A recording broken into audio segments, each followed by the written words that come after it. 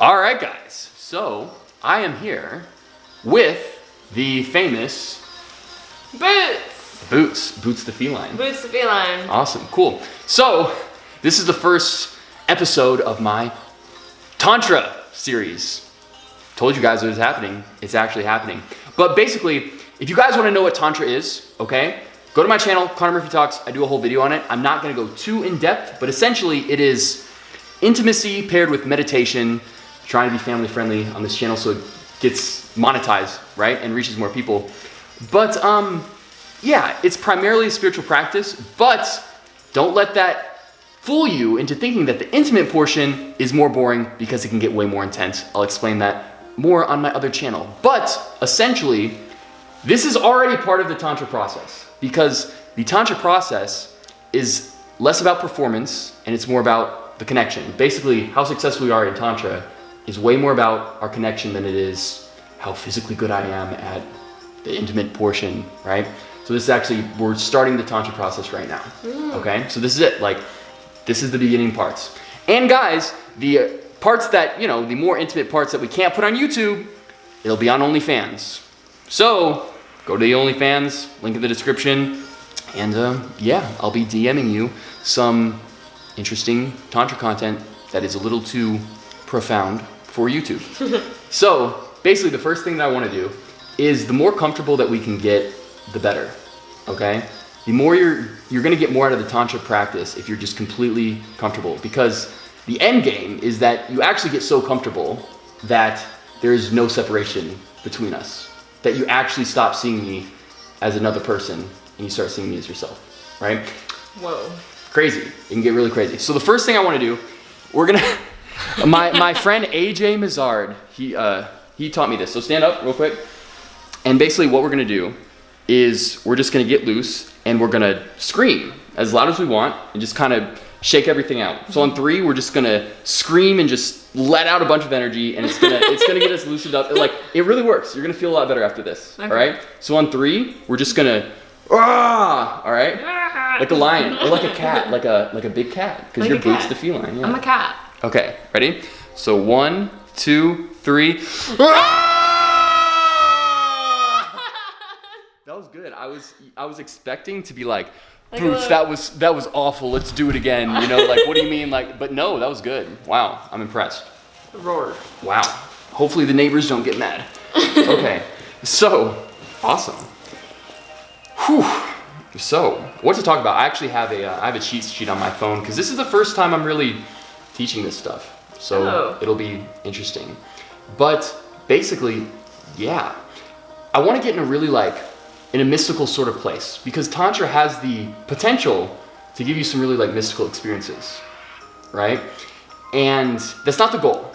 So the goal of Tantra is really just to increase your awareness, right? That's the goal of meditation, is all about, it's awareness training. So it's think about it as it's really like a cure for ADD, right? You know how someone who's ADD has a lack of attention. Meditation is really just attention and awareness training. Really, that's really all it is. So the entire goal of this, you can't do anything wrong if you're just aware, right? In fact, you'll find that in life, awareness is curative of essentially any neurotic behavior that you have, right? Or any addictive behavior that you have. They've done a lot of studies, and people who smoke cigarettes, literally, they just make them aware of it, like they have to meditate while smoking, they quit smoking. What? Yeah, because basically they realize that it sucks. The only reason why you're doing any negative behavior at all, negative, I don't actually see anything as negative, but behavior that you don't have a preference to, I guess, is really just from lack of awareness. And that's how powerful meditation is. Because all of a sudden you're aware in everything throughout your day-to-day life, and it kind of fixes everything. It's actually a cure-all. So first of all, it's pretty funny. I want to let them know, what are you doing right now? So you have a headband. We both have crystals, right? What these do, it creates a resonance pattern with your third eye chakra, right? And helps open your third eye chakra, decalcify your pineal gland, which can lead to a lot of awesome experiences. So she's wearing one of those too. You guys can't see, but she has her feet on the reflexology mat, the acupuncture mat, acupressure mat, And essentially what that is doing is each little point on your foot corresponds to a certain organ, right? This is an ancient practice. It's called reflexology, right? And you can think about this. The reason why we really need this is because in ancient times, we used to run around barefoot, right? And the bottom of our feet would get stimulated all the time, right? But now in modern society, it doesn't, because we're wearing shoes and stuff like that. And so this is really just, it's kind of getting us back to that natural balance that we used to have with the earth, right?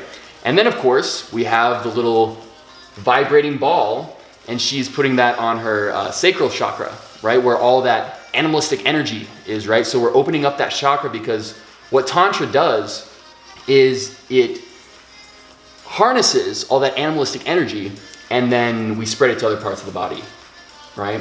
So an interesting thing, like I'll explain this more when we get to the OnlyFans portion, but like one thing is that we would do is we get a bunch of animalistic energy built up, and then I do something like a headstand, right? Literally I stand on my head to make the energy go to my third eye. So all that energy that we accumulate down here, we force it up to our pineal gland, and that can eventually create some cool awakening spiritual Does that experiences. really work that way? Yeah. So, I mean, yeah, that's not the only way you can force energy up there. You can also do it through like breathing exercises, right? Which I'll show you. But yeah, you are in complete control of your body and the energy that's flowing throughout your body. It's just, most people aren't aware enough to be able to harness it, I guess, right? But doing something like a headstand, it's kind of a cheat code because you're letting gravity do it, right? So yeah, it actually works. But let's see. So basically, I just want to get in a pretty mystical space and kind of just talk about the nature of reality, right? Because, yeah, when we start to get in the mystical space beforehand, we're a lot more likely to have some cool spiritual experiences when we do the Tantra. But again, that's not the goal. The goal is just, you cannot go wrong. You can only benefit if you just are aware. And we'll do some awareness practice when we get up there. That's like meditation type stuff, right? But, so yeah, first of all, I guess, okay. So a great thing about Tantra is that it has us more in the present moment. It has us more focused on direct experience. Because in modern society, we are so used to going through our day-to-day lives completely entangled in concepts and thoughts, right? And it makes our life seem so mundane and boring because we've told ourselves so many different stories about the nature of reality, right? That it seems just boring and mundane, and we take it for granted. You'll realize when you dive deep enough into the spiritual practice that just existence itself, just the fact that you're here and that there is something here rather than nothing, is so profound and so mystical and magical that you can literally go through life and it seems like a giant psychedelic trip. That's how powerful it can be. So I like to do an exercise with people, and I'll give credit to Leo Gura, right? He really put me onto this exercise, and it's really one of the best forms of meditation, right? Is actually just looking at your hand. So use one hand to keep the shut off. Okay, yeah, you can turn it back on just by pushing it like that. Yeah. So take your hand, right? And I want you to look at your hand, but in a different way than you have before. So I want you to look at your hand, but I want you to consciously remove all stories that you have about your hand. Okay, so you're seeing your hand there. And right now you probably think that, okay, it's my hand, first of all, right? You think it's your hand. You think that it's alive. You think that it's made of atoms and cells and molecules. And to the best of your ability, get rid of those ideas, right? The idea is to actually look at your hand and have a direct experience of what your hand is without any concepts whatsoever, right? You also think that you're sitting here on planet Earth while you're looking at your hand. Just get rid of that thought too, okay? So what you're gonna do, you're actually just looking at this present moment for what it is. You have appearances that you are conscious of, right? One of them is this thing that you call the hand. Even take away the name of hand, right? Try and just look at it and just bask in the profundity that there is literally something here that you're witnessing. That there is literally something here in this universe rather than nothing at all, right? Because we take it for granted. Why does there have to be something, you know? We're here in this crazy, infinitely complex universe, right? and it exists. It doesn't have to. You know what I mean? Yeah. Technically, I guess, well, kind of does have to, but it helps to think about it from the grateful perspective of we don't have to be here existing, right? So the more you do this, the more profound it might start to get, right? But obviously it's tough because we have so many concepts of what reality is, what this universe is. What do you think this is?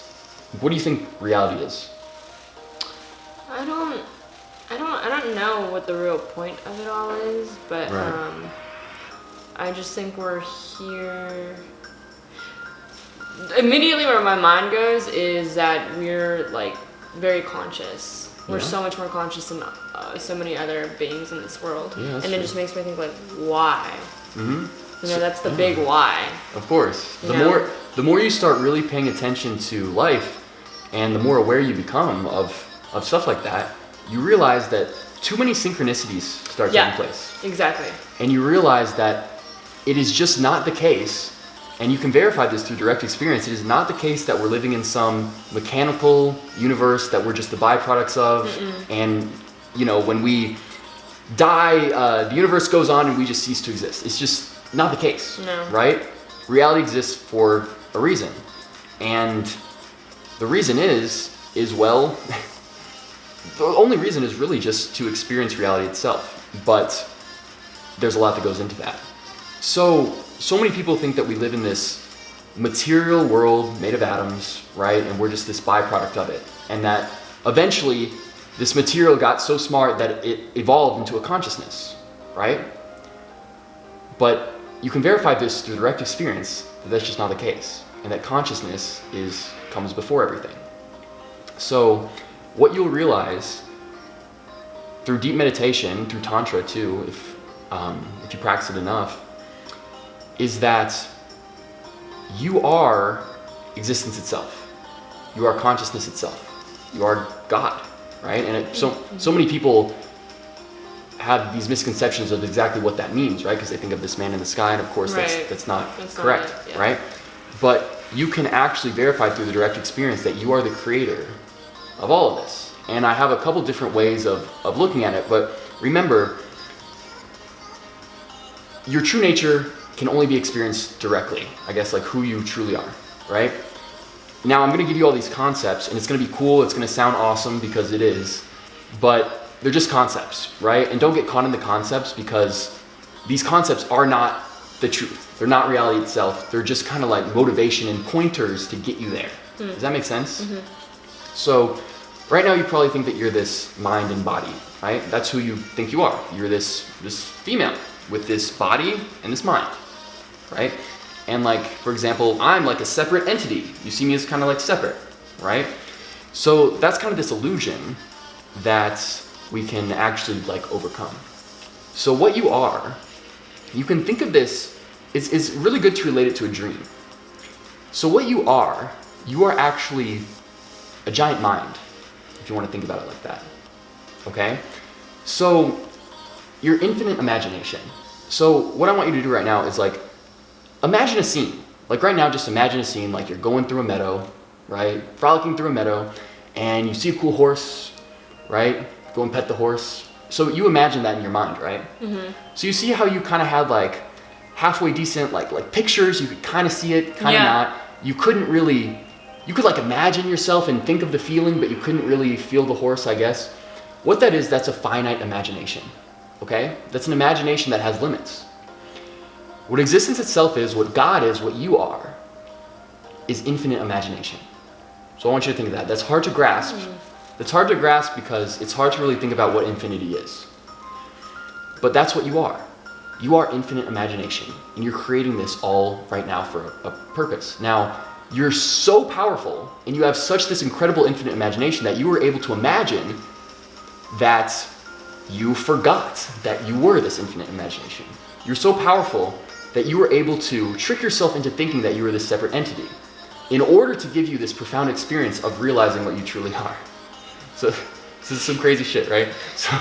So you can think of it as like a dream. So when you dream, you notice how everything in the dream seems real in the realest of dreams, right? You go up to a tree, you can touch the tree. It seems like it's made out of matter, right? But when you wake up, you realize that that entire dream was a figment of your mind, right? That's what this is. It's just a vastly more powerful mind, okay? Now you think that when you're dreaming, okay, this dream is in my mind, but the mind is housed inside the brain, right? So you think really this dream is kind of all happening in my brain, right? I want you to think of reality as it's this infinitely complex dream, right? It's this infinitely complex mind, but there's no base to it. There's no brain that it's happening in. It's simply mind, right? It's simply an infinite mind. It's complete emptiness with infinite potential. That's what reality is. And it's hard to think about it this way because it's so ingrained in our minds that, you know, these concepts of this material reality and that everything has to be based in this material reality. But remember, the universe is infinite, right? It's infinite, it's infinitely vast and mysterious. The only thing that ends up really making sense is that that's truly what it is. It's just infinite potential, right? And that's actually what you are, is this infinite mind that creates everything, okay? And now, people might be like, oh, okay, I can kind of see that, like, it's impossible to really know if this is a dream or not, or most people think that it's actually possible to actually verify it through direct experience, but it's like, what's the point? Okay, like, I still have my day-to-day issues, you know what I mean? So this is, once you really grasp this though, that you are the infinite mind that is creating all of this, well, think about that. The material world, the material paradigm of reality kind of sucks because we don't know if the universe has our best interest in mind. It might just be kind of this random thing and we're just this random output. And if we're just this random output, the universe might not have our best interest in mind, right? That's what kind of sucks about the materialist paradigm. Once you realize that you are the infinite mind, that you are God, that you are actually creating all of this, all of a sudden you realize that all of this was here for a reason. Everything that you go through actually has a purpose behind it, okay? And remember, you start to see the absolute perfection of reality because think about if you really are God, if you are infinity, if you have unlimited power, how or even why would you create something other than absolute perfection? Now, this world doesn't seem perfect, does it? At all. But the only reason why people don't see the perfection of the world is simply out of ignorance to the fact of what the world is and how reality works, right? So I'm to the point now where you could not do anything, no matter how bad that you think that it is, you could not do anything that I didn't see as absolute perfection. That's a kind of a, it seems like a crazy thing to say, but that's actually what unconditional love is, right? Yeah. Most people don't really get the concept of unconditional love. They see like, if a guy had a love for a girl, they mistake this idea of love, right, for attachment. That's what it really is attachment, right? Unconditional love is a desire for something exactly how it is. As it is, yeah. Right? And so you start to realize the reason why every little thing in the universe is exactly the way it is. It's in complete harmony, and it all has a greater purpose. And I can explain more of this, but you start to see everything as absolute perfection, and you actually have unconditional love for literally everything, right? So there's nothing you can do, because again, we might go do some weird Tantra shit, right? And that's gonna seem like kind of awkward, and most of the times when you do something like that with another person, there's all this like awkwardness because you're afraid that they're gonna judge you, you're afraid what they're gonna think of you, you know what I mean? Yeah, throw that shit out the door.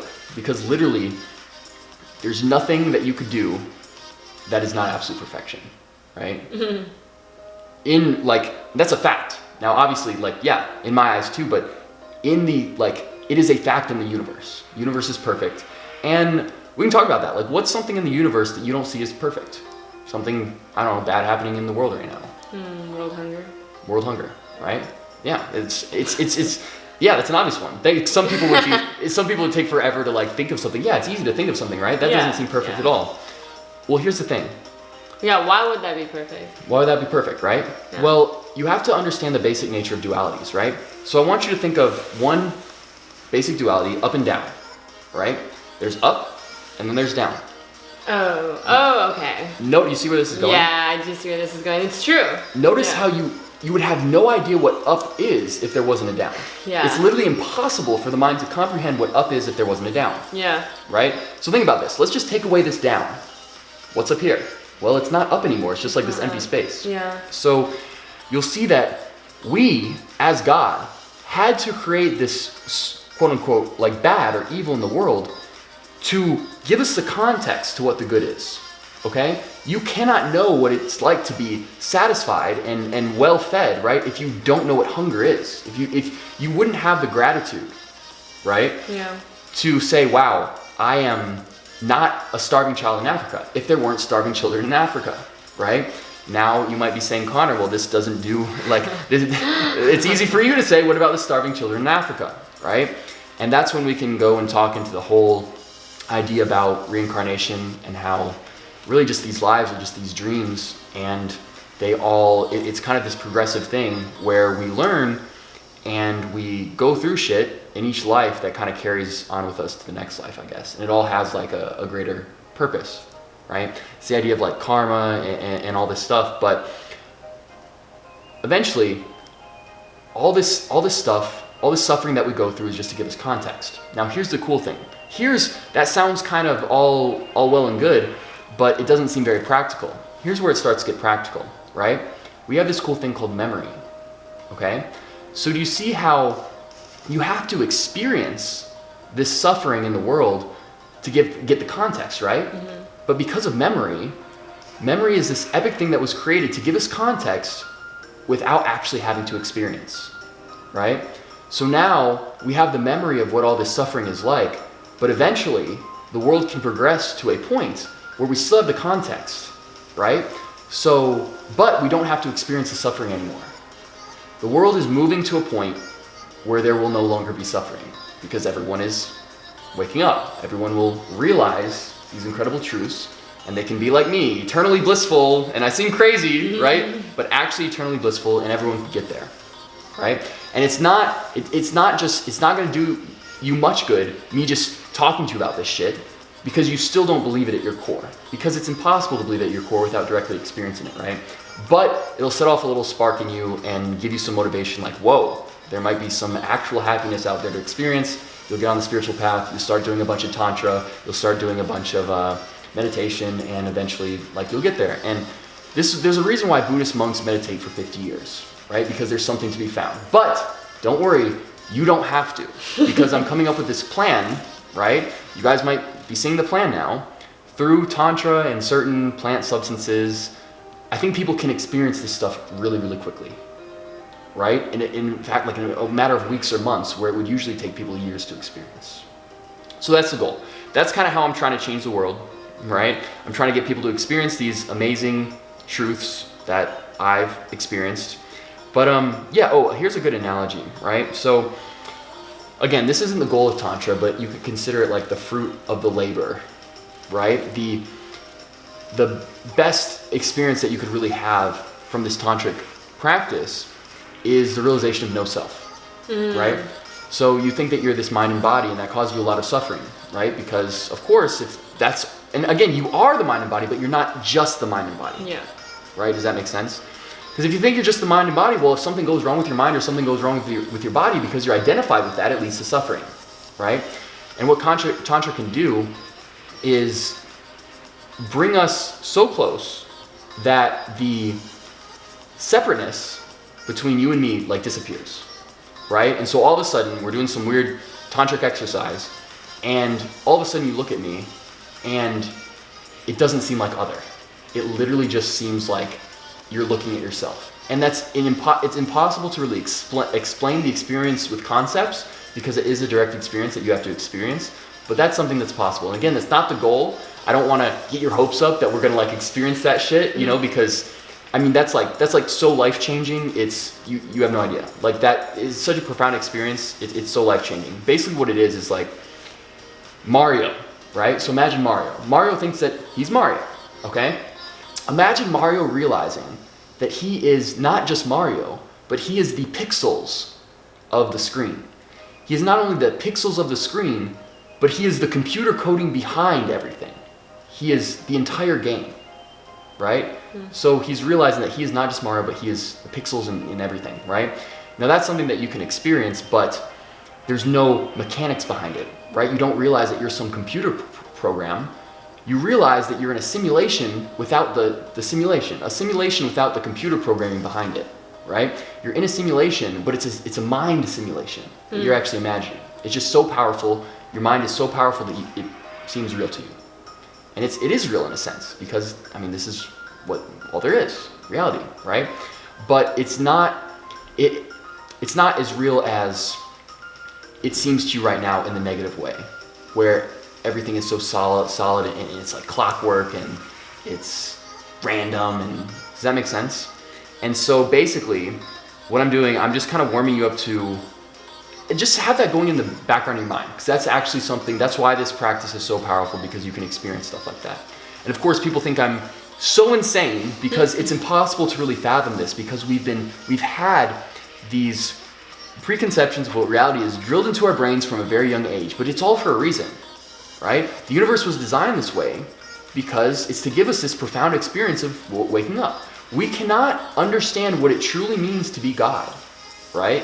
If at first we didn't see ourselves as these finite separate entities, right? Again, it's another one of these dualities. So think of God just as this infinite potential, this infinite mind. God can't know what it is without creating this type of context. So God puts himself in human form and then allows this human form to wake up to the fact that it's God, right? And that gives us context to how amazing God really is, right? How amazing we really are, how incredible existence really is. Because I'm looking at the universe right now, and I seriously feel like I'm in a hardcore psychedelic trip. Not like things are moving, everything is exactly the way it should be, everything is perfectly solid, and reality is just how it should be. There's no visuals, but the context is so dramatically different that it just feels like mystical, like I'm in a freaking fairy tale, right? So that's just to give you a taste at what Tantra can produce, right? And other than that, we just have to like experience it, right? So yeah, awesome. This camera shuts off after 30 minutes, so we did good. We kept it under that. Any thoughts about everything I just said? There's a lot of points that like really struck, like the whole idea of the universe and how we are God.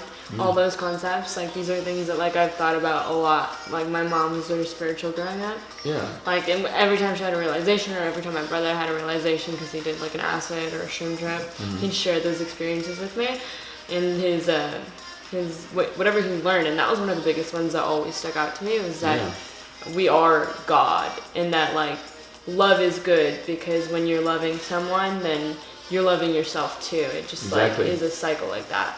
So I'm really excited. Hell yeah. That's what love is love is just God's raw desire for itself. God is the only thing in the universe, right? And so it makes no sense other than to completely love itself, because it can't do anything else. It's complete acceptance of love for itself. It's just you have to realize that that's what this entire universe is, that that's what you are, is this love, is this God, and then it can just radically transform your life. Yeah. Right? So again, we'll do some exercises to try and bring this out of us. But again, it's not something that should be rushed. It's just through day to day, awareness is key. Just being more aware, just being more conscious, just being more present. That's what's gonna really have a big impact. So Tantra isn't about any sort of goals. It's just practice of being more aware. So yeah, guys, we're gonna go do some Tantric exercises. If you want to see what we do, go on OnlyFans, right? It could get really crazy. It could get really crazy to the point where has a massive spiritual awakening. Probably not, but eventually it has to happen, right? So yeah, go check us out on OnlyFans, and yeah, make sure to subscribe. It's free. I'll be DMing you some stuff or posting it on my wall whenever the time is right. But yeah, I love you guys. If you want some more info about all this spiritual stuff that I'm talking about, go to my channel, Connor Murphy Talks. And of course, go follow Boots. Where can they find you? You guys can find me on Instagram at Boots the Feline, and same on OnlyFans. Awesome. Cool. So yeah, guys, this was an awesome video. I know it was kind of long. I hope you enjoyed. And yeah, I'll see you in the next YouTube video. Peace.